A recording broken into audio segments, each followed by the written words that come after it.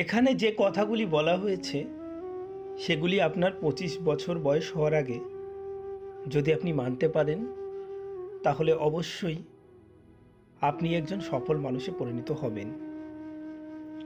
কথাগুলি প্রথম থেকে শেষ পর্যন্ত শুনলে বুঝতে পারবেন আমাদের জীবন কি, আর আমরা কি করতে চলেছি, কোনটা করলে আমাদের ভালো হবে আর কোনটা করলে খারাপ, কেমন মানুষের সঙ্গে আমাদের চলা উচিত আর কেমন মানুষের সঙ্গে আমাদের চলা উচিত নয়, মানুষের সঙ্গে আমাদের কীরকম ব্যবহার করা উচিত আর কীরকম ব্যবহার করা উচিত নয়, সমস্ত কিছু এই ছোট্ট ভিডিওটিতে খুব সুন্দরভাবে অল্প সময়ের মাধ্যমে আলোচনা করা হয়েছে। বয়স 25 হওয়ার আগে এই কথাগুলি সবার জানা উচিত, না হলে এরপরে আপনাকে এর জন্য অনেক মূল্য দিতে হবে। এই পৃথিবীতে কেউ শতভাগ পারফেক্ট হয় না। অ্যালকোহলের চেয়েও ইন্টারনেট জগতের সামাজিক গণমাধ্যম বেশি নেশাগ্রস্ত। খুব সাবধানে ব্যবহার করবেন। আপনার নিজের জীবনকে কখনো অন্যের সঙ্গে তুলনা করবেন না। কখনো সবাইকে ভালো রাখার চেষ্টা করবেন না। কখনো নিজের মনের কথা সবাইকে খুলে বলবেন না। আপনার শারীরিক স্বাস্থ্য কখনোই চিরস্থায়ী হবে না যদি না আপনি শারীরিক স্বাস্থ্য সম্পর্কে সচেতন হন। পিতামাতাই আপনার জীবনের সবচেয়ে বড় উপদেষ্টা, পরামর্শদাতা। আপনি যে সমস্যার মধ্যে থাকেন না কেন তার সমাধান আপনি পিতামাতার কাছেই পাবেন। পিতামাতা ছাড়াও আপনার জীবনে কিছু শুভাকাঙ্ক্ষীর আবির্ভাব হবে। তাদেরকে আপনার জীবন থেকে কখনো দূরে সরিয়ে দিবেন না।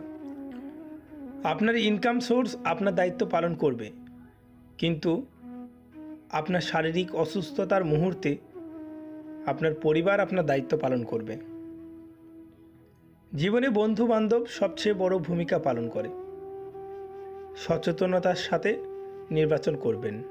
যদি আপনি ভালো থাকেন তবে এই পৃথিবীটি আপনার পক্ষে ভালো থাকবে।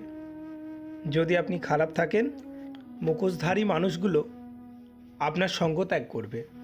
যখন আপনার আবার ভালো অবস্থা ফিরে আসবে তখন এই মুখোশধারী ব্যক্তিগুলি যারা ছেড়ে চলে গিয়েছিল খারাপ সময়ে তারা আবার অভিনয় করতে চলে আসবে। আপনার সম্পর্কে কে কী ভাবলো এটা নিয়ে আপনি কখনোই ভাবতে যাবেন না। কেউ আপনাকে সুখী করতে পারবে না যদি না আপনি স্বয়ং নিজেকে সুখী করার চেষ্টা করেন। কাউকে খুশি করার চেষ্টা করবেন না, সবসময় সাধারণভাবে থাকবেন। যদি আপনি নিজেকে নিয়ন্ত্রণ করতে পারেন কারো বিরক্তিকর বাক্য শোনার পরেও, তবে আপনি নিজেকে জয় করতে পারবেন। যদি আপনি আপনার চিন্তা ভাবনাকে নিয়ন্ত্রণ করতে পারেন তবে আপনি সারা পৃথিবীকে জয় করতে পারবেন। জীবনে যা কিছু ঘটবে তার পিছনে অবশ্যই একটি কারণ থাকবে, সুতরাং কষ্টকে গ্রহণ করে এগিয়ে যেতে থাকুন।